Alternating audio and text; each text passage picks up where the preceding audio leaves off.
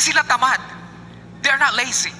The reason why they give up, because they don't know exactly what business they have. Kulang sila sa education. Atomy is not a selling business.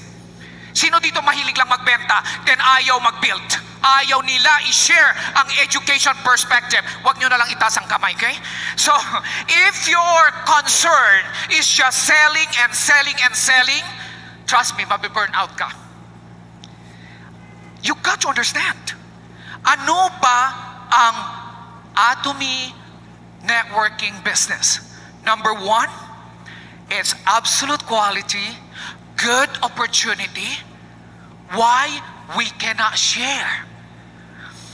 Kanina sa product ni Raquel, she showed about the foam cleanser.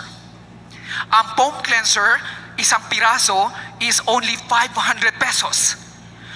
If you are my friend, and you are my family, how in the world you gonna reject me and tell me 500 pesos is bad instead of selling you 4,000 pesos sa Chanel, Estée Lauder, Clinique, Shiseido product, the same quality but higher in price? How can you say, kaya ako lumapit sa iyo because of my own vested interest? No! I shared to you because of a good opportunity. I shared to you because it's a top quality product. I shared to you because I embrace all this product, nag-enjoy ako, that's the reason why you're sharing. It's good to share. And if they say no to you, baka akala nila piniperahan mo lang. Ito kasi ang problema sa ating mga Pilipino eh.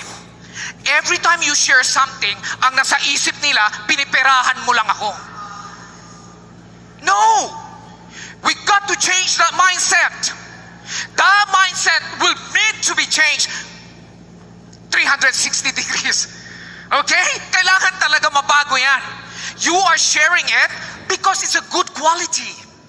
And the price is affordable. That's the reason why you are sharing.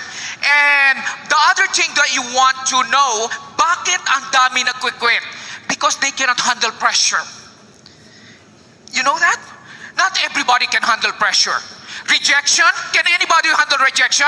Nag-reject sa'yo isa, dalawa, pang 100, 200. Sabi mo pa, ayaw ko na. Where in fact, that's the last 3 protocol, 3 fit from the gold.